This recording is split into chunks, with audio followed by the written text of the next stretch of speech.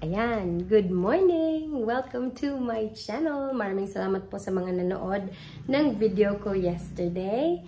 Bago ako magkwento sa first day of school ni Nitro, gusto ko munang mag-shoutout kay Lady Charlotte Ang 8452. Ayun, na-memorize ko din. Hello po, maraming salamat sa comment mo yesterday at saka sabi niya magpa-shoutout daw siya. So, mag-shoutout tayo ngayon. Ano ba? Start na tayo. Before pala din, gustong sabihin na yan, wala dito ngayon si Nitro kasi nandun na siya sa school. Good morning, baby Nitro! Hindi kala, baby. Ayan, so, ito na po yung bag ni Nitro kasi papasok na siya ng school. Tapos ito yung socks niya. Thank you to Lola Tata. Ayan. Did you go to school yesterday? Were you able to go to school yesterday? Why? Why didn't you go to school yesterday? Why didn't you go to school yesterday, Nitro? Because I am sick and I show everybody that today. You were sick with a fever, you had cough, and a cold. Na-asthma po ata siya. Yung ano, kasi tuyuan siya ng pawis. Wait. Nitro, come here. Okay. Show them your shirt. Ito po yung t-shirt niya ngayon kasi wala pa siyang uniform. So, ito po yung susutin niya. Kinuha siya ni Uncle Nano. Siya yung nagbantay ngayon sa school. So, 3 hours lang yun. At I'm so happy kasi nakakapaglinis na ako ngayon ng banyo na walang tumatawag, Mami, I need this, Mami, ganon. So, ano na, kasi para sa akin, therapeutic kasi yung maglilinis. Hindi ako magaling magluto, pero yun yung gusto kong gawin. Magtupi ng mga damit, maglinis ng banyo, at saka magplancha. Yun. Pero steamer na ako ngayon kasi social na ako, joke. Nag-steamer na ako ngayon kasi mas maganda yung ang damit, hindi siya nasisira pag steamer kesa sa yung traditional na iron. Yung napansin ko. Para lang sa akin. Anyway, ito na yung kwento ng first day of school ni Nitro. Nakakatuwa kasi. Ano ba yun? 29 ba yun? Monday? Hindi. Kasi holiday yun. Tama ba? Hindi. Tama. Monday, 29. Ano ba? Nawawala ka na naman. Ayun. Yung first time niyang pumasok sa school, nagpicture ako sa kanya sa labas ng, ng bahay namin. Ayan. Insert ko po dito. Tapos, may video din ako. So, insert ko na din dito. Are you ready for school? Let's go. So, yun. Sabi niya, paglabas niya, ano ba yun? I will eat the whole school. Parang gano'n yung sabi niya.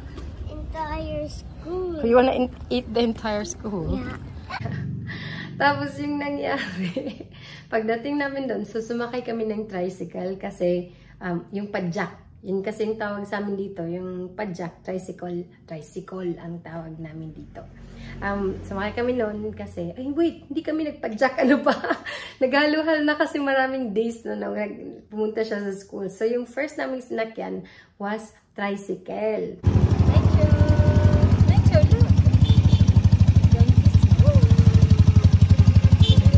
Nasa tricycle po kami, punta ng school.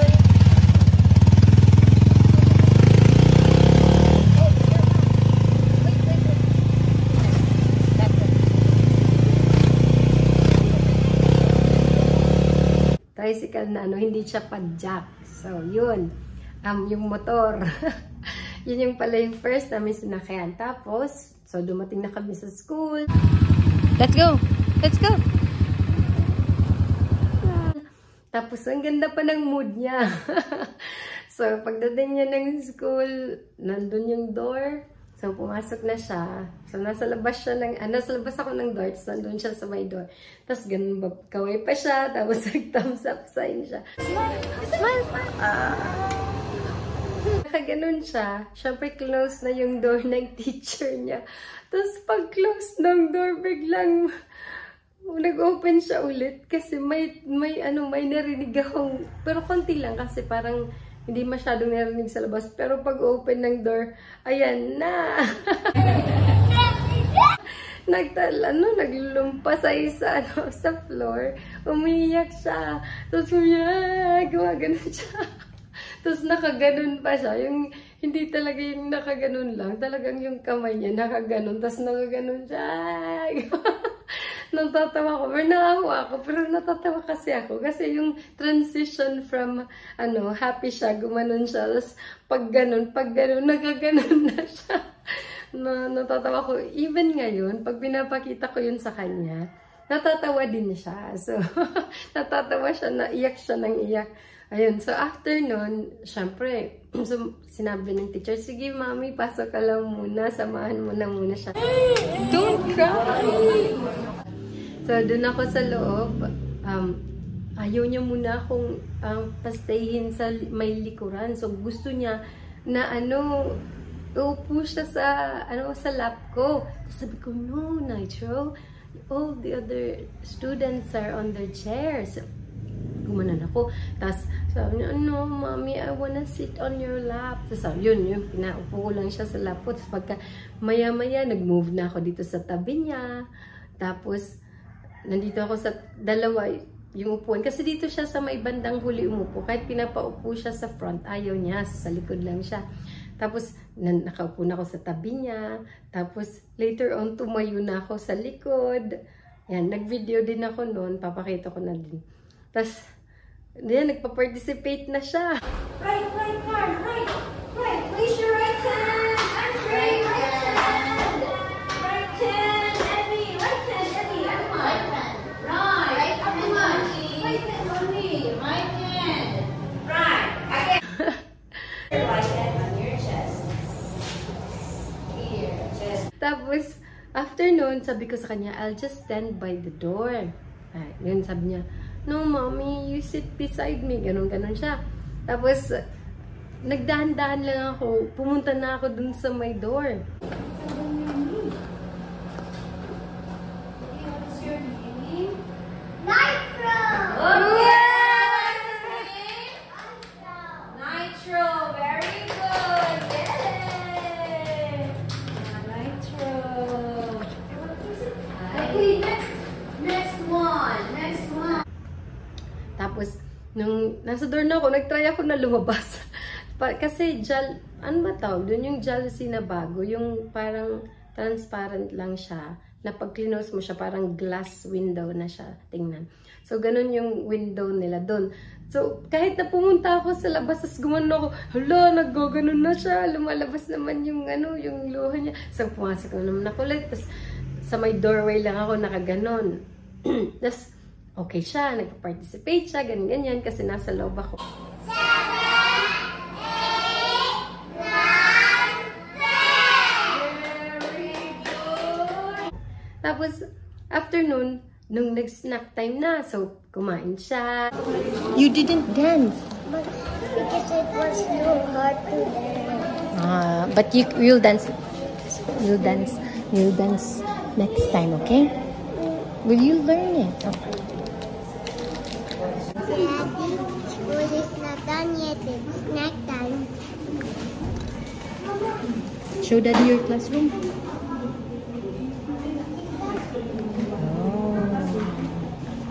Tapos, after, parang nagiging okay na siya. Sabi ko na sa kanya, Nitro, I really need to go out.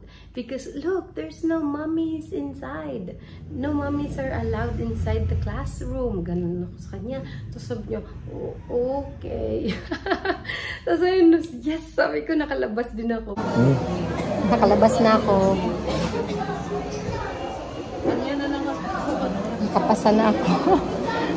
Pero, doon lang ako sa may window para pag gumagano'n siya, nakikita niya ako. So, nakatayo ko doon for mga 2.5 hours ata. Ayun na, nasa labas na ko ng classroom. Finally.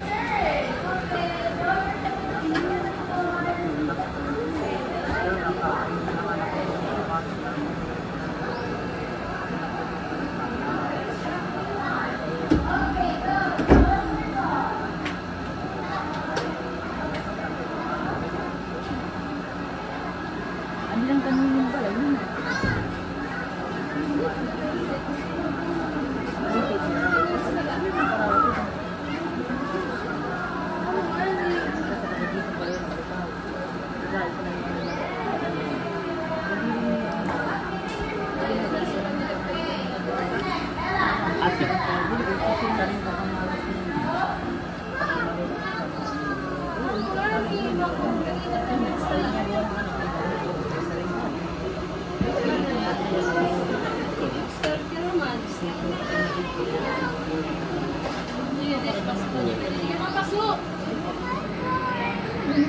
Hindi 2.5 kasi nasa loob ako nung ibang part. So, parang ganun.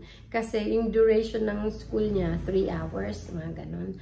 So, nandun lang ako hanggang natapos siya. Mabait naman si Baby Nitro. Parang yung after ng snack time na, naging comfortable na siya. Tapos, nagpa-participate na siya. Tapos, nag-raise siya ng hands. Ang napansin ko din sa kanya, parang nag-ano siya ng authority. Alam niya na yung authority within the classroom was the teacher. So, yung time na yun, nakikinig talaga siya sa teacher. Tapos, di ba may rules sila na, use your ears to listen. Tapos, standing up, parang ganon, walking around the classroom. Tapos, ganon. So, yun yung ginagawa niya. Tapos, tumitingin siya sa teacher niya. Tapos, nang sabi ng teacher niya, you have to raise your hand when you want to say something. So, nakikita ko siya, nag-raise siya ng hands kasi parang may gusto siyang sabihin. Pero yung teacher niya nakatalikod. Tapos, yung nag-raise lang siya ng hand, hindi siya nagsasalita. So, nung umuwi siya, sinabi ko sa kanya na, when you want your teacher's attention, you don't just raise your hand. Especially pag hindi siya nakatingin sa'yo. Sabi ko sa kanya, you have to say, teacher, teacher, excuse me. Yun yung sabi ko sa kanya. Kaya, yun, sabi niya, yun na yung gagawin niya. Mag-raise siya ng hands, tapos sasabi niya, teacher, teacher, ganon. Pag nakatalikod. Tapos, pa ba? Yung ibang days, i-insert ko na lang din dito kasi, ganon din. Parang konti lang din yung nakuha kong footages kasi nasa labas na ako so hindi na masyadong naririnig. Nagpa-participate siya, tapos nagsulat siya sa board.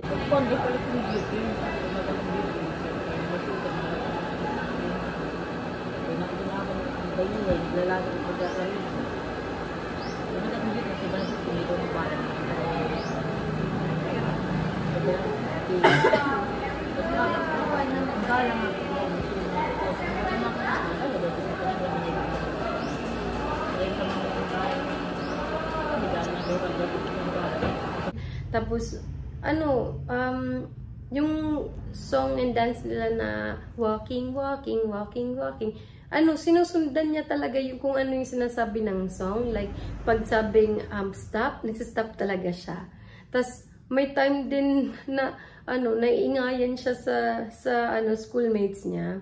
Naalala ko, sinabi kasi yun ng teacher ko ng grade 2 sa nanay ko na, si Shanta, artist talaga, sabi, kasi kahit grade 2 pa ako, artist talaga siya, kasi maingay yung mga kaklase niya, tapos gumaganon daw ako, kasi naiingay daw ako, gumaganon daw ako, tapos nung nakita ko kay Nitro yun, gumaganon siya, tapos tinitingnan niyo yung mga classmates niya na paikot-ikot sa classroom.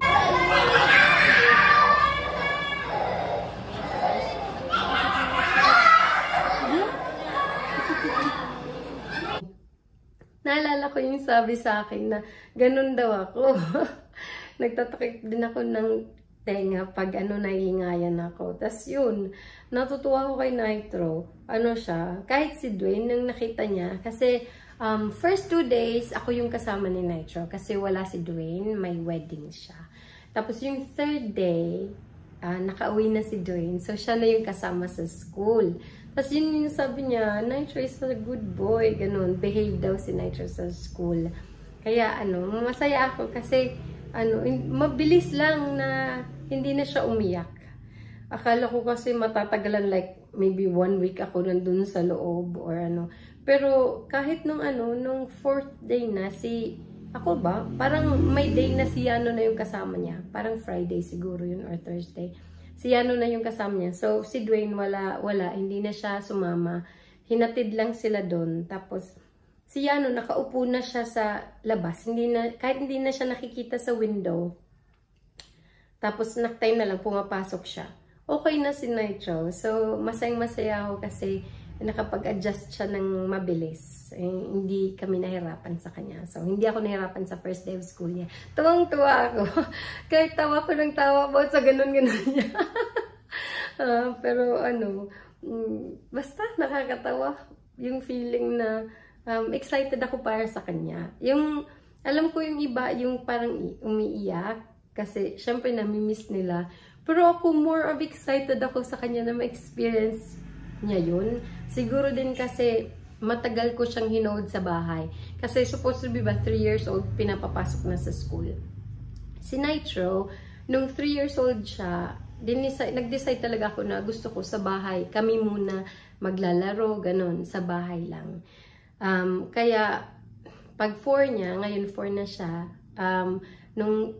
yun, dinala ko na siya sa school, more of excitement yung na-feel ko para sa kanya. Kahit ngayon excited ako na nasa school siya, ganun. Tapos, ako din, masaya ako kasi magagawa ko na yung mga bagay na, hindi nasa stop kasi, napuputol, kasi tatawagin niya ako kasi kailangan niya ako. So, kaya kanina nakapaglinis na ako ng banyo na dire-diretso na walang interruption. Tapos, eto, nakakapag-vlog na din ako. Tapos, supposed to be,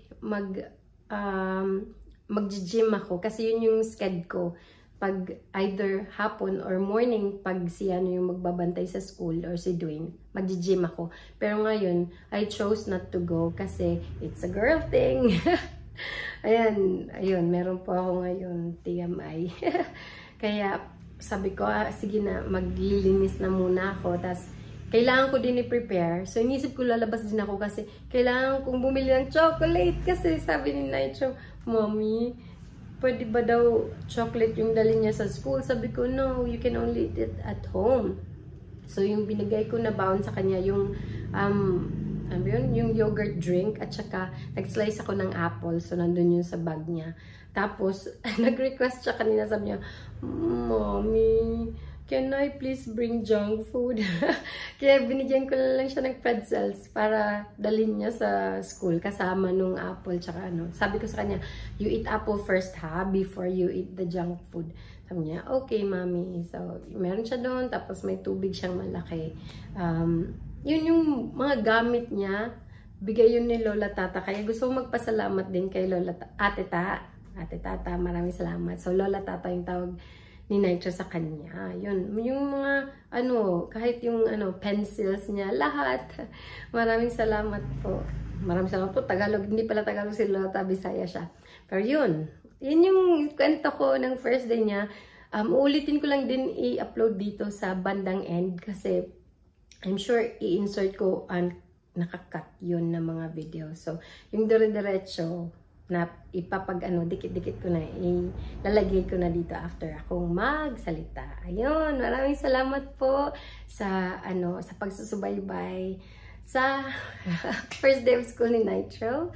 Sana matawa din kayo, tsaka maging happy kayo sa sa nangyari. Okay lang din naman yun kay Nitro, natatawa din naman siya. Kaya, huwag kayong mag-worry. Okay lang siya. Happy na siya ngayon sa school. Yun lang. Maraming salamat ulit.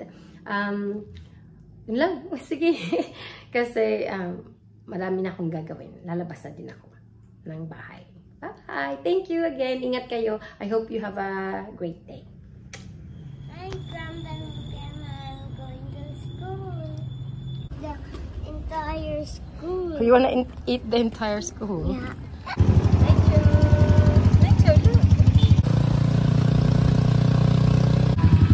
Let's go. Let's go.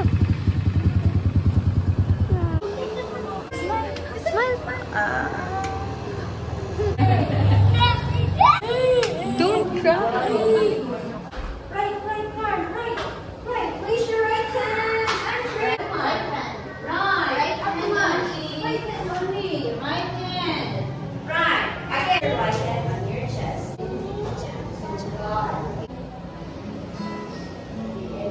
Again. Right.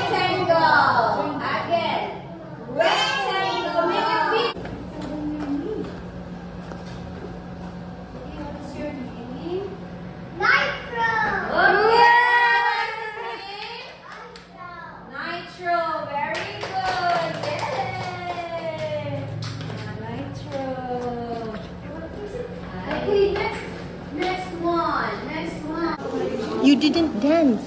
But because it was too hard to dance. Ah. School is not done yet. It's snack time. Show daddy your classroom. Nakalabas na ako. Nakapasa na ako. Nasa labas na ako ng classroom. Finally. Okay na siya. So, nagtinuot na. Naipramara na.